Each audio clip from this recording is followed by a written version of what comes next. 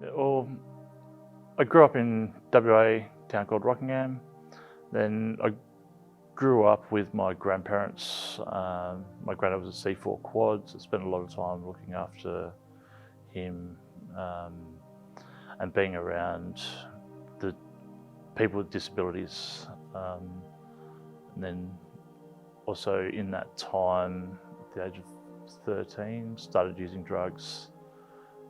Left school, started working to supply the habit, and that just grew into dealing, running drugs up train lines. So being that school age, you can get away with a lot more.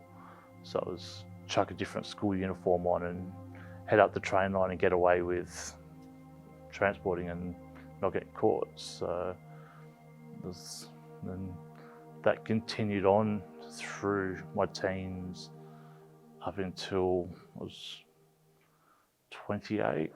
So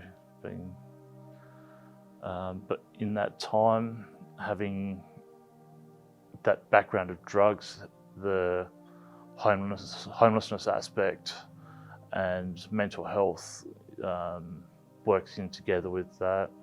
Spent quite a lot of my teens years on the streets and into mid-20s on the streets, in and out of refuges, halfway homes just for a night or 2 nights, and then so it was a lot of drug addiction, a lot of mental health, and a lot of homelessness.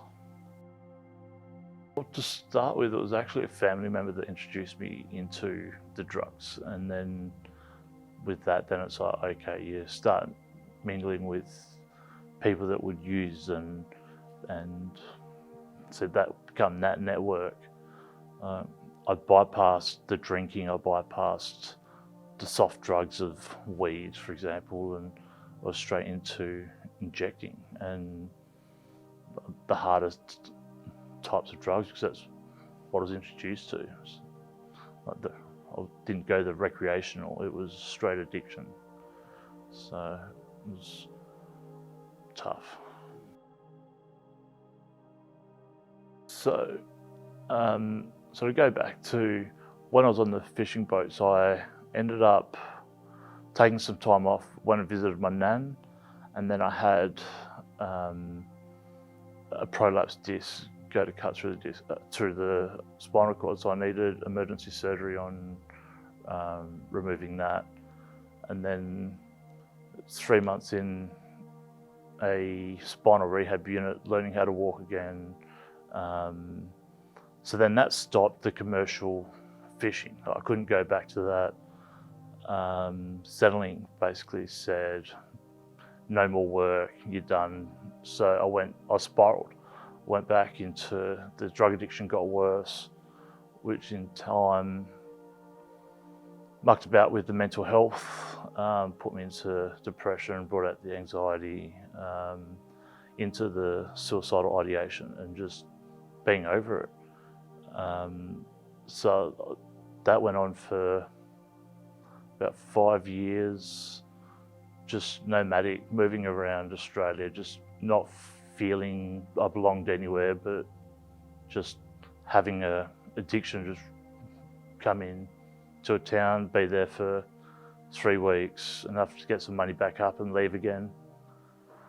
And then, ended up back in Sydney and into mental institutions, dealing with the depression and suicidal attempts. But then also clearing the drug habit. I had to work on that. So when I was back in Sydney, I was drug-free, at a clear spot, but my mental health was getting worse. So I didn't know, I couldn't see a future. But I had accommodation, I was drug-free, I wasn't reliant on going out looking for drugs every day. I could focus on my health. But then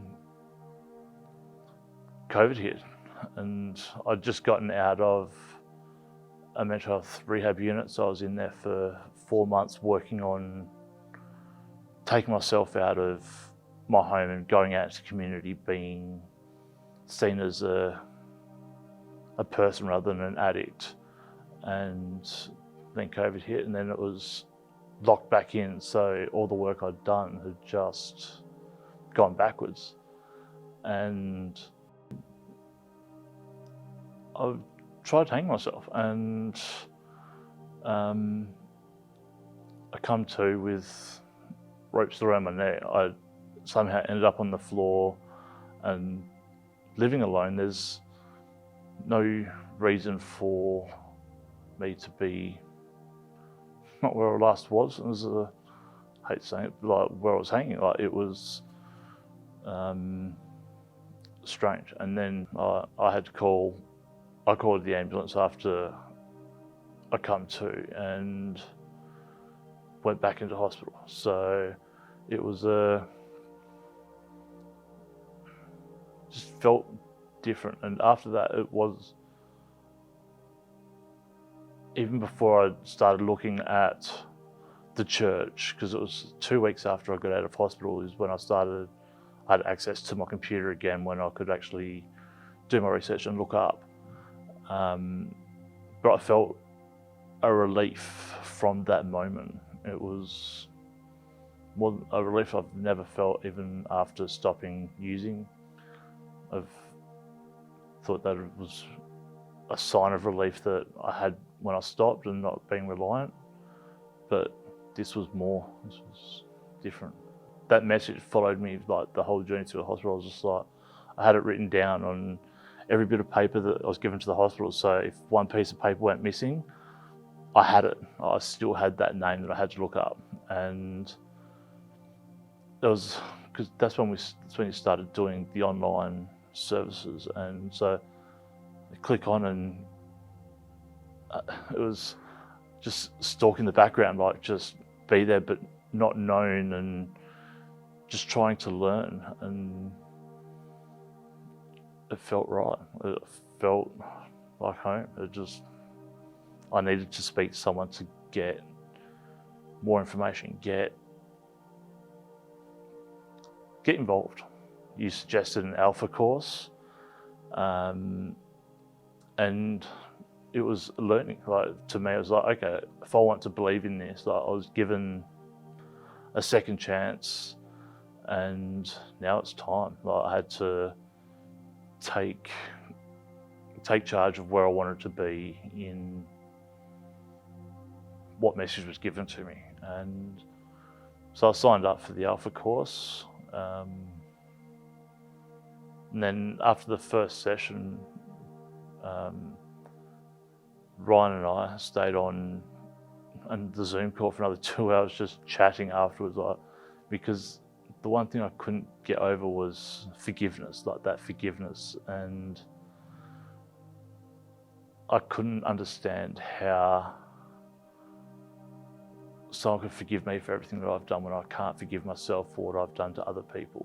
And that was a big question I was asking through and through and through. And one day I wasn't asking that question anymore. It just understood that it happens. It's done.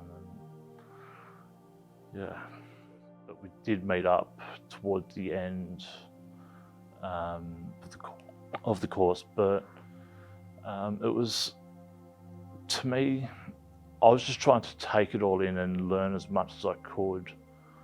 And hearing the questions or statements that was coming from people that have been involved with the church for years, like what they could break it down to, and just take it in. Like I didn't know the questions I needed to ask or how I was going to perceive it, and that's why I signed up for the second one. And that's when I had that opportunity where I wasn't questioning the faith or trying to feel that it was real. I initially, that first Alpha course, it was like still a lot of questioning, but I knew that I had to be there and you had to be 100% on it. So the second one was when I really started getting to the nitty gritty, and yeah. So you got baptized at the end of 20. End of 2020. Yeah. Why did you want to get baptized? Talk to us about that. I don't know. Something just said to me, it's time. And I was still early in faith. Like, I think I was still doing the Alpha course, or it had just finished. The first one had just finished, but something said to me, talk to you, talk about getting baptized, and hey, I just knew it was right.